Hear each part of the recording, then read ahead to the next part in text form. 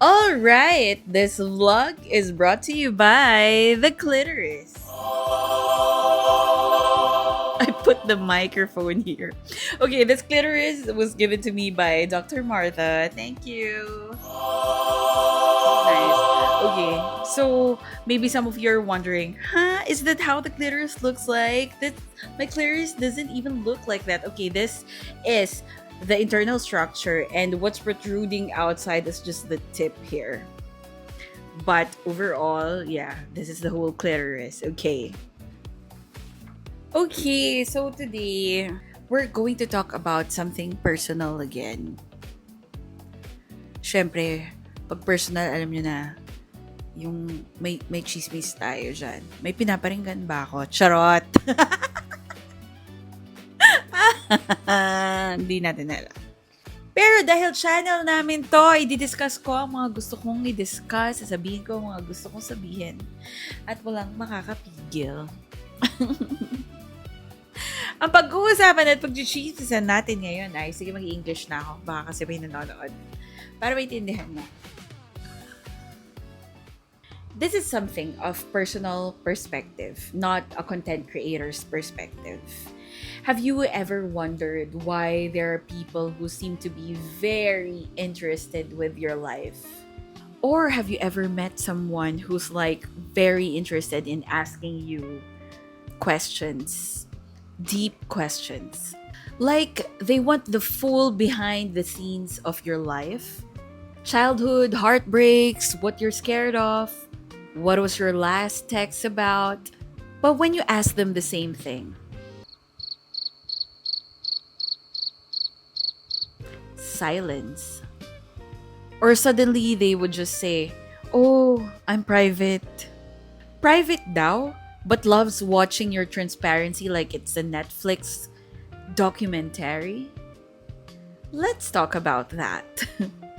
Okay, I still don't know where to put this microphone. I'll just probably, yeah, put it here.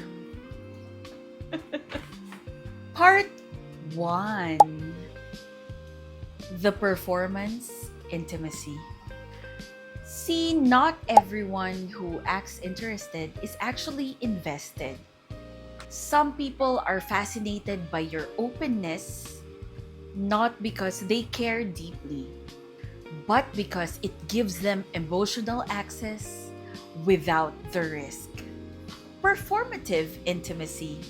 They ask real questions, nod empathetically, they mirror your emotions, but they never share their own. It's like playing emotional strip poker. While you're naked, they are still in jeans and jacket. Part 2, the neurology behind it. Let's get sciencey for a second. When you share something personal, the brain releases oxytocin, which is the bonding hormone. It makes you feel connected. But when the other person doesn't share back, your brain still bonds, but theirs doesn't. You are chemically attached, and they are emotionally detached.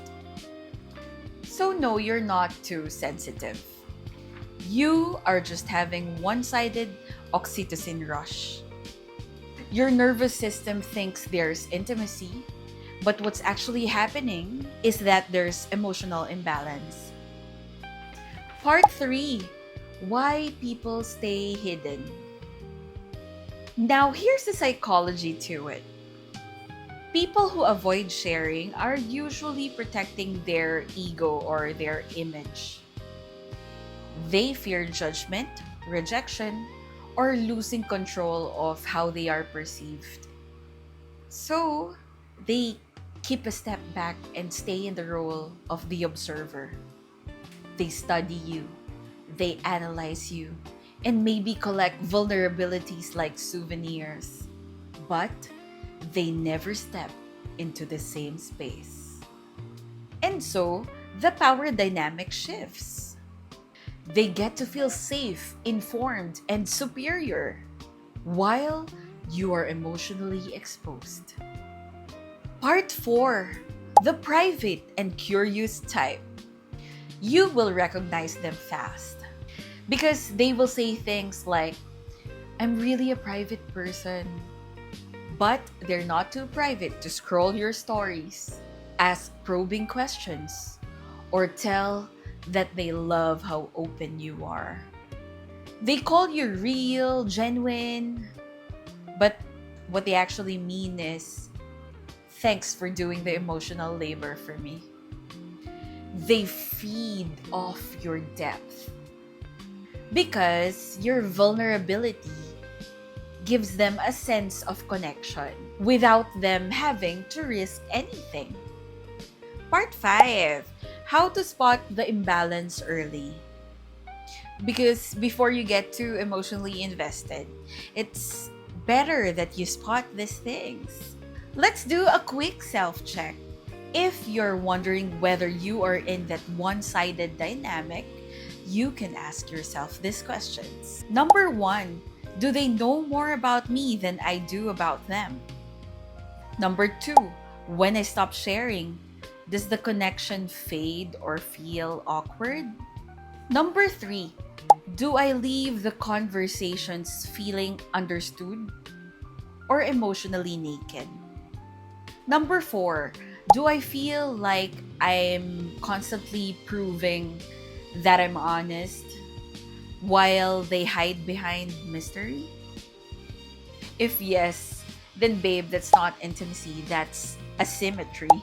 And asymmetry drains the giver first. Whether you're a giver friend, a giver lover, there needs to be balance. Part 6, how to rebalance your energy. So, what do? You don't have to go cold. You just need to match their level of openness. If they share 20%, then share 20%. If they don't ask you deep questions, don't volunteer deep answers. Transparency should be a two-way street, not a performance art. Keep your light and learn who has earned the backstage pass. So this is actually a reminder to me because when it comes whether in relationships or friendships, I'm all in. I give my all. I give all information, and it sometimes drains me, and it took me quite a long time to realize that these relationships or friendships are not really healthy for me because it drains me. And now that I've been establishing my boundaries, I'm sharing what I've learned. So here's your reminder. You do not owe anyone your full story. People who truly care will meet you in the middle. Not just ask to undress you emotionally and watch from the side. Vulnerability is beautiful, but it is also sacred. And sacred things deserve protection. So next time someone says, I love how real you are, smile and silently ask yourself, and you, how real are you? That's emotional intelligence with a little boundary on the top. Okay, that's all. Stay radiant, stay smart, and stay just the right amount of mysterious. Once again, this is Brightly Abby, sexologist, content creator, and your cheeky guide to pleasure positive living. Always remember, transparency is powerful, but only when it is mutual. They said, I love how real you are. So the walls came down one by one. You showed your storms, they showed their calm, and called it love when it was none. You talked like truth was oxygen. They breathed it and stayed still. They watched your heart like cinema, but never said what they would feel. They called it closeness, you called it trust, but their silence gathered dust.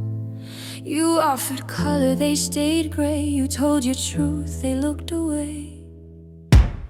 Be careful with the ones who listen but never share. They love your depths but won't go there. They'll call you brave for what you show, while guarding what you'll never know. It feels like love, but it's a stare.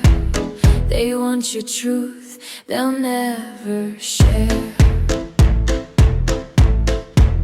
They ask the questions that disarm, then hide behind their quiet charm. They say I'm private and it sounds sincere, but they've built a home in your atmosphere. You think connection means reveal, but mirrors break if one can't feel. It's not your fault, you care too loud. They stayed a ghost inside the crowd. You gave your story piece by piece. They gave you comfort, not release. And when the silence filled the air, you learned that care and control can wear the same stare. Be careful with the ones who listen but never share. They love your fire but fear the glare. They'll praise your light then hide in shade. You'll think it's safe, it's just well played. It feels like bond, but it's repair. They want your truth, they'll never share. Some people feed on openness to feel what they can't express. They study softness like a test, but never give what you invest. Don't dim your glow to match their night. Just learn who's earned your inner light. Keep your warmth, but hold your core. Not every ear deserves your war. Some people don't want connection, they want access. And if you're not careful, you'll mistake curiosity for care. Keep your softness, but protect your story.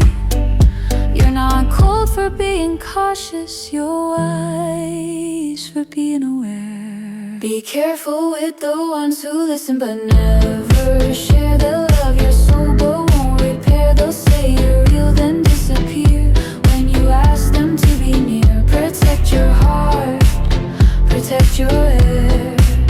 Not all who listen truly care. Connection isn't confession, it's reflection. And the right ones don't just watch you, they meet you halfway. Be careful with the